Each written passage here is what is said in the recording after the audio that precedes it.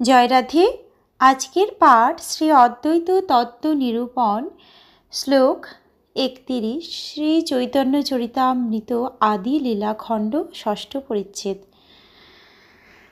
কমল নয়নের দেহ যাতে অঙ্গ অংশ, কমলাক্ষ করি ধরে নাম অবতংশ।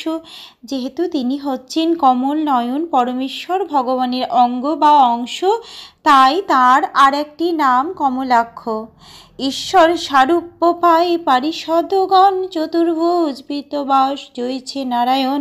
তার পার্শ্বদেরা ভগবানের মতো রূপ প্রাপ্ত, নারায়ণের মতো তারা সকলেই চতুর্ভুজ এবং পীতবসন পরিহিত।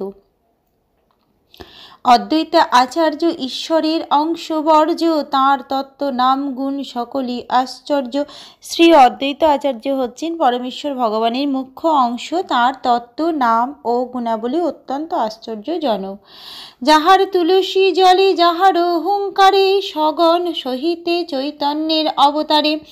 তিনি তুলসী পত্র ও গঙ্গাজল দিয়ে শ্রীকৃষ্ণের আরাধনা করেন এবং হুঙ্কার করে তাঁর অবতরণের জন্য প্রার্থনা করলেন। তাই শ্রী চৈতন্য মহাপ্রভু তাঁর পার্শ্বদের সঙ্গে অবতরণ করেছিলেন।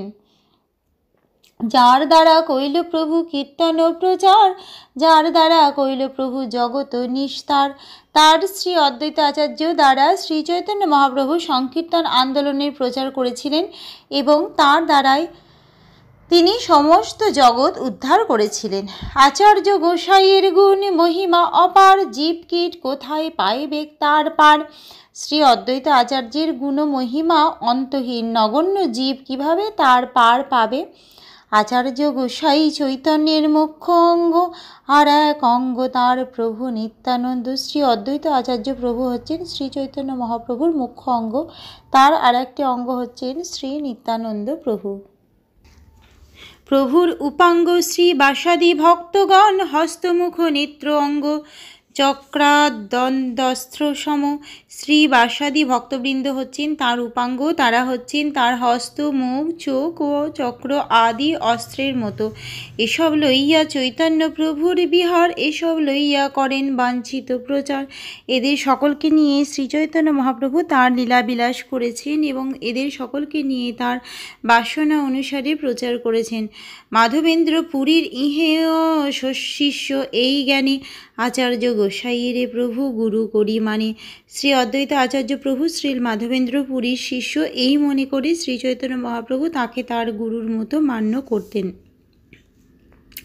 শ্রী মাধবেন্দ্র পুরী হচ্ছেন শ্রী মাধবাচার্যের ধারায় এক মহান বৈষ্ণব আচার্য। শ্রী মাধবেন্দ্র পুরীর দুজন প্রধান শিষ্য হচ্ছেন শ্রী ঈশ্বর পুরী ও শ্রী অদ্বৈত প্রভু। এই সূত্রে গৌড়ীয় বৈষ্ণব সম্প্রদায় মধ্য সম্প্রদায়ের সঙ্গে সম্পর্কযুক্ত। এই তত্ত্ব গৌড় গণদেশ দীপিকা ও প্রমেয় রত্নাবলী আদি প্রামাণিক গ্রন্থে স্বীকৃত হয়েছে। গোপালগুরু গোস্বামী ও তা স্বীকার করেছেন। গৌড় গণদেশ দীপিকায় স্পষ্টভাবে গৌড়ীয় বৈষ্ণব পরম্পরার ধারা বর্ণনা করে বলা হয়েছে, ব্রহ্মা হচ্ছেন পরব্রহ্ম বিষ্ণুর শিষ্য, তার শিষ্য হচ্ছেন নারদ, নারদের শিষ্য ব্যাসদেব এবং ব্যাসদেবের শিষ্য সুখদেব গোস্বামী ও মধ্বাচার্য। পদ্মনাভ আচার্য হচ্ছেন মধ্বাচার্যের শিষ্য এবং নরহরি পদ্মনাভ আচার্যের শিষ্য। মাধব হচ্ছেন নরহরির শিষ্য, অক্ষোভ্য মাধবের শিষ্য এবং জয়তীর্থ অক্ষোভ্যের শিষ্য। জয়তীর্থের শিষ্য জ্ঞানসিন্ধু এবং তার শিষ্য মহানিধির শিষ্য বিদ্যানিধি এবং রাজেন্দ্র বিদ্যানিধির শিষ্য। জয়ধর্ম রাজেন্দ্রের শিষ্য, পুরুষোত্তম জয়ধর্মের শিষ্য। শ্রীমন লক্ষ্যপতি হচ্ছেন ব্যাসতীর্থের শিষ্য, যিনি পুরুষোত্তমের শিষ্য, আর মাধবেন্দ্র পুরী হচ্ছেন লক্ষ্মীপতির শিষ্য। লৌকিক লীলাতে ধর্ম মর্যাদা রক্ষণ, স্তুতি ভক্তে করেন তাঁর চরণ বন্দর। ধর্মের মর্যাদা রক্ষা করার জন্য লোকাচারে লীলাবিলাস করে শ্রী চৈতন্য মহাপ্রভু শ্রদ্ধাপূর্ণ স্তুতি ও ভক্তি সহকারে অদ্বৈত আচার্য প্রভুর চরণ বন্দনা করেছেন। চৈতন্য গোসাইকে আচার্য করে প্রভু জ্ঞান, আপনাকে করেন তাঁর দাস অভিমান। শ্রী অদ্বৈত আচার্য প্রভু কিন্তু শ্রীচৈতন্য মহাপ্রভুকে তার প্রভু বলে মনে করেন এবং নিজেকে শ্রীচৈতন্য মহাপ্রভুর দাস বলে মনে করেন।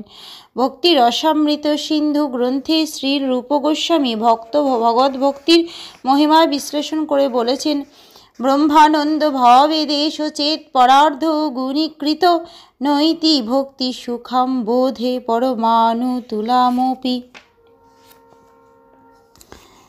ব্রহ্ম উপলব্ধির আনন্দকে যদি কোটি কোটি গুণ বর্ধিত করা যায় তাহলে তা ভক্তি সমুদ্রের এক পরমাণুর সমান হতে পারে না। যারা পরমেশ্বর ভগবানের অপ্রাকৃত কথামৃত আস্বাদন করেন তাদের কাছে ধর্ম, অর্থ, কাম ও মোক্ষ এই চতুর্বর্গ তৃণবৎ প্রতিভাত হয়। হে ভগবান, নির্বিশেষ ব্রহ্মজ্যোতিতে লীন হয়ে যাওয়ার আকাঙ্ক্ষা করার থেকে নিরন্তর বৃন্দাবনে তোমার শৈশব লীলা স্মরণ করা অনেক অনেক গুণ শ্রেয় বলে আমরা মনে করি। হে ভগবান, আমি ভববন্ধন থেকে মুক্ত হওয়ার জন্য তোমার বন্দনা করি না। এই জড়জগতের নারকীয় পরিবেশ থেকে রক্ষা পেতেও চাই না। এমনকি আমি সুন্দর উদ্যানে সুন্দরী স্ত্রী উপভোগ করতে চাই না।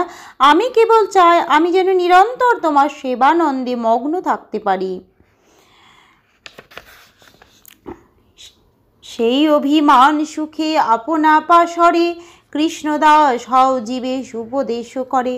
সেই অভিমানের আনন্দে তিনি সম্পূর্ণভাবে আত্মবিস্মৃত হন এবং সমস্ত জীবকে উপদেশ দেন, তোমরা হচ্ছ শ্রী চৈতন্য মহাপ্রভুর দাস। চিন্ময় ভগবত ভক্তি এতই আনন্দদায়ক যে ভগবান স্বয়ং ভক্তরূপে লীলাবিলাস করেন। তিনি যে পরমেশ্বর সেই কথা ভুলে গিয়ে তিনি সমস্ত জগৎকে শিক্ষা দেন কিভাবে পরমেশ্বর ভগবানের সেবা করতে হয়। আজকের পাঠ এই অবধি। ভজ শ্রীকৃষ্ণ চৈতন্য প্রভু নিত্যানন্দ